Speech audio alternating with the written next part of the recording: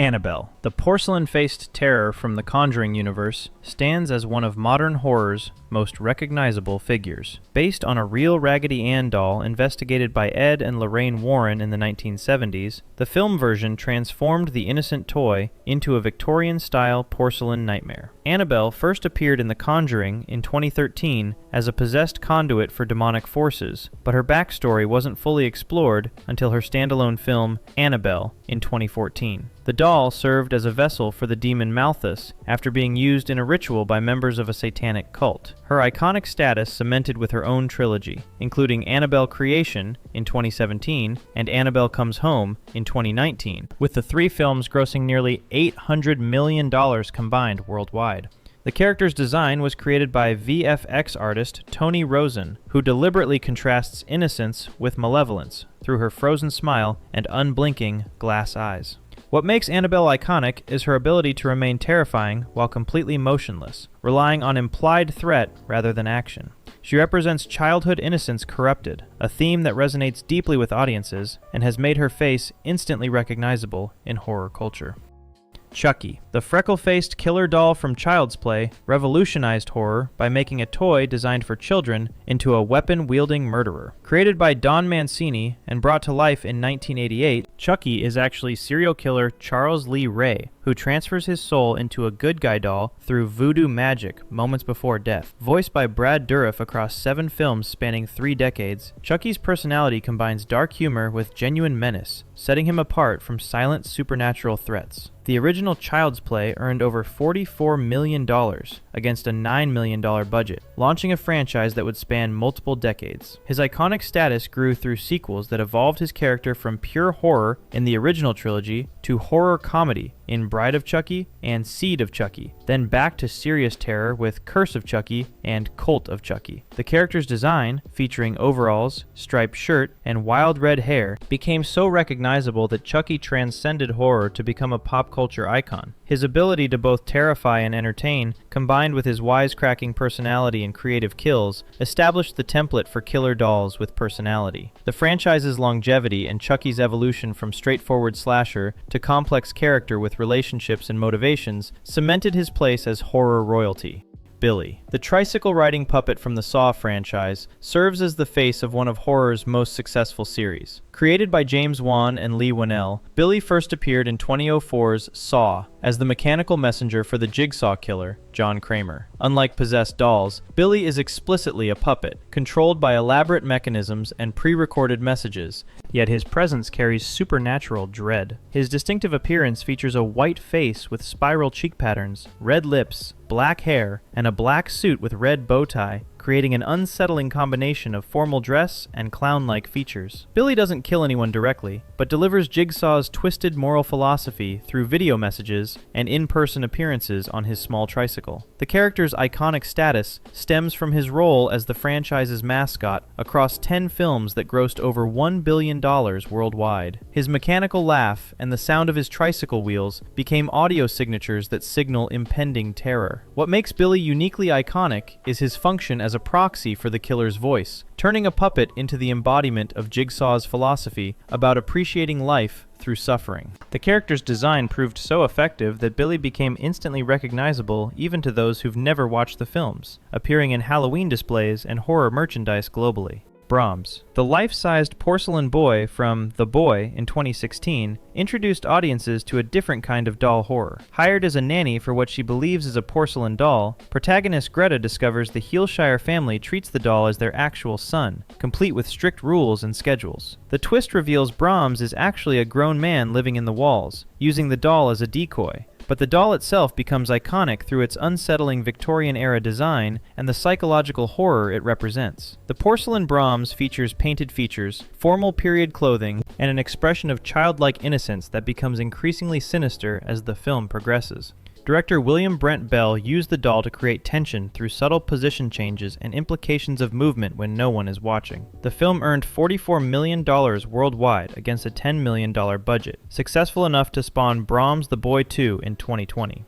What makes the Brahms doll iconic is its representation of grief and denial, as the Heelshires created elaborate fiction around the doll to cope with their son's supposed death. The doll serves as a symbol of parental obsession and the lengths people go to avoid confronting trauma, elevating it beyond simple jump scares to psychological horror territory.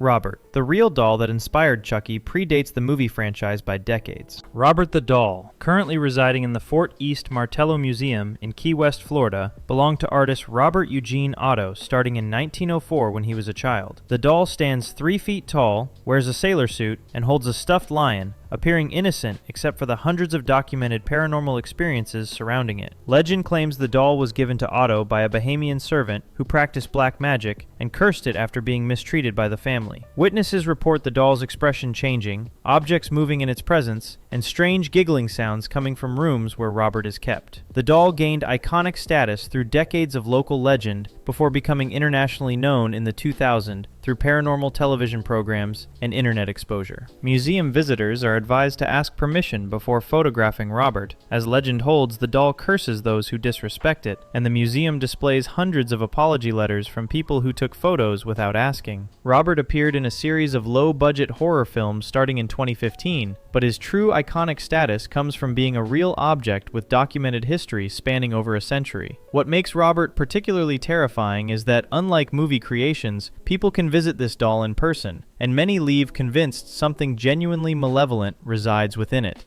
Blade. The assassin doll from Puppet Master represents horror's merger of vintage aesthetics with brutal violence. Created by filmmaker David Schmoller and brought to life by special effects artist David Allen in 1989, Blade wears a black trench coat and wide-brimmed hat, with a pale face featuring no eyes but a hooked blade for one hand and a knife for the other. The puppet is one of several animated by André Toulon, using ancient Egyptian magic that transfers souls into inanimate objects. Blade became the breakout star and de facto leader of Toulon's puppet collection, across 15 films in the franchise. His iconic status derives from his distinctive noir-inspired design that combines 1920s gangster aesthetics with slasher movie weaponry. Unlike speaking killers, Blade communicates only through body language and his signature head tilt before attacking. The character's popularity spawned countless action figures and collectibles, making him recognizable even to those unfamiliar with the relatively low-budget franchise. What elevates Blade to iconic status is his unique visual design that suggests a personality and history without words, and his loyalty to either protecting or destroying depending on who controls the puppets. The Puppet Master franchise's longevity, spanning from 1989 to 2023, kept Blade in the horror consciousness for over 3 decades.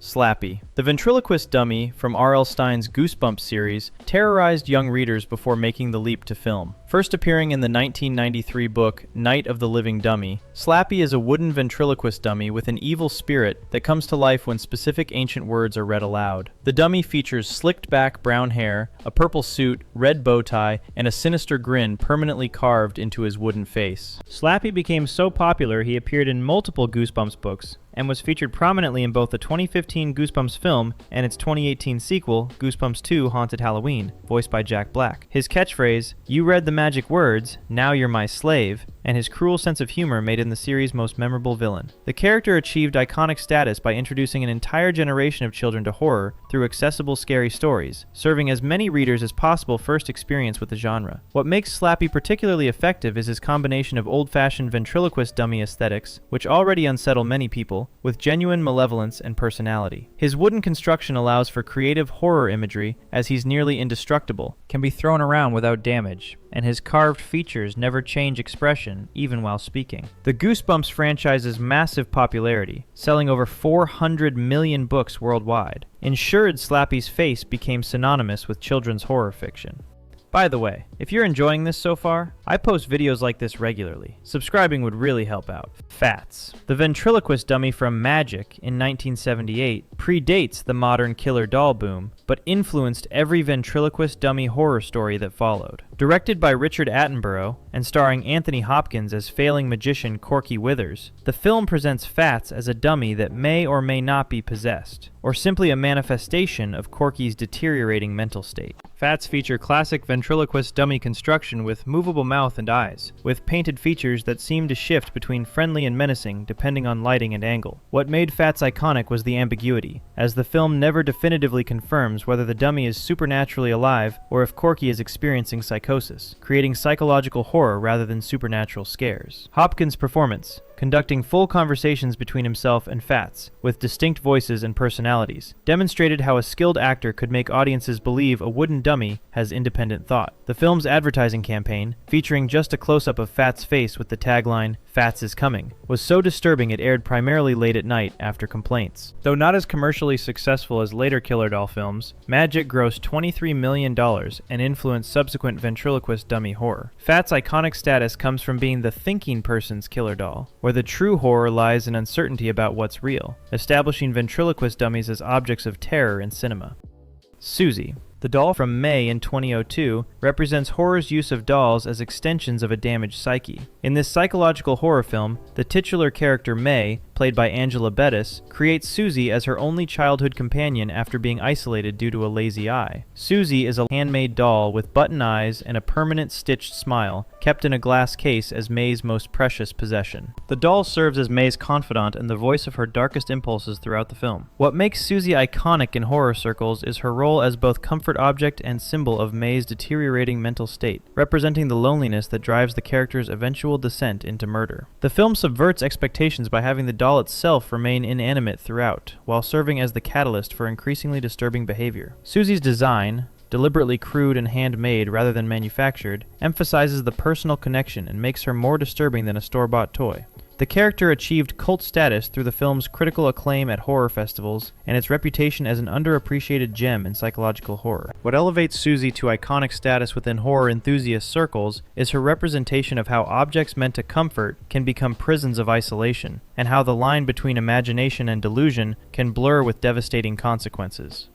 Baby Oopsie Daisy. The demon-possessed baby doll from Demonic Toys in 1992 brought a disturbing edge to killer doll horror. Created by Full Moon Features, the production company behind Puppet Master, the character is a baby doll possessed by a demon whose goal is to aid her demonic master in his plan to impregnate a human woman and transfer his consciousness to her baby. Unlike other dolls that rely on silent menace, Baby Oopsie Daisy is foul-mouthed and delivers adult threats and profanity, creating disturbing cognitive dissonance between innocent appearance and vulgar personality. The character appeared in multiple sequels and crossovers, including Dollman vs. Demonic Toys in 1993. What makes Baby Oopsie Daisy iconic in the direct-to-video horror market is the combination of innocent baby doll appearance with a bratty, aggressive, perverted personality as the leader of the demonic toys, essentially making the character emblematic of horror's willingness to take childhood innocence and corrupt it completely, using dark humor and shock value to create memorable moments in a crowded killer doll market.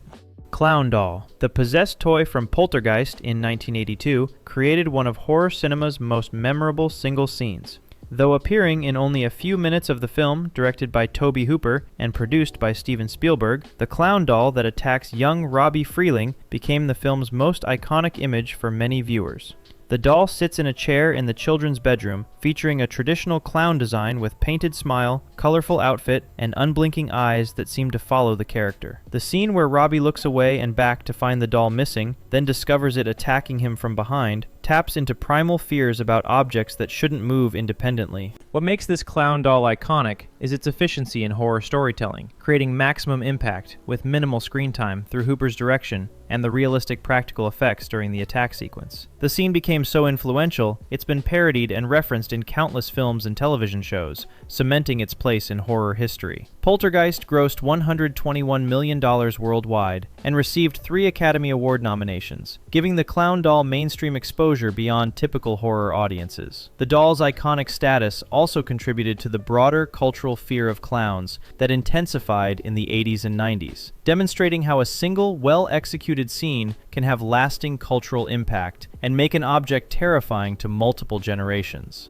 Talking Tina. The doll from the Twilight Zone episode Living Doll in 1963 predates the modern killer doll genre but established many of its conventions. The episode features Tina, a talking doll with a pull-string voice mechanism who seemingly develops murderous intent towards stepfather Eric Streeter after he rejects his stepdaughter's affection for the toy. Tina looks like a typical early 60s doll with blonde hair, painted features, and a pink dress, making her initial appearance completely innocuous. The horror builds as her pre-recorded phrases change from friendly statements like, "I love you very much," to direct threats like, "I'm going to kill you," when only Streeter can hear. Writer Charles Beaumont crafted the story as both supernatural horror and commentary on domestic tension, leaving ambiguous whether Tina is genuinely possessed or if Streeter is experiencing guilt-induced hallucination. What makes Talking Tina iconic is her role as the prototype for nearly every killer doll story that followed, establishing the template of an innocent-looking toy that reveals malevolent intent through subtle changes. The episode's twist ending, where Tina successfully causes Streeter's death by making him trip downstairs, demonstrated that small objects could be deadly threats. The Twilight Zone's massive cultural influence meant this episode reached audiences who might never watch horror films, implanting the idea of killer dolls into the broader cultural consciousness decades before Child's Play or Annabelle.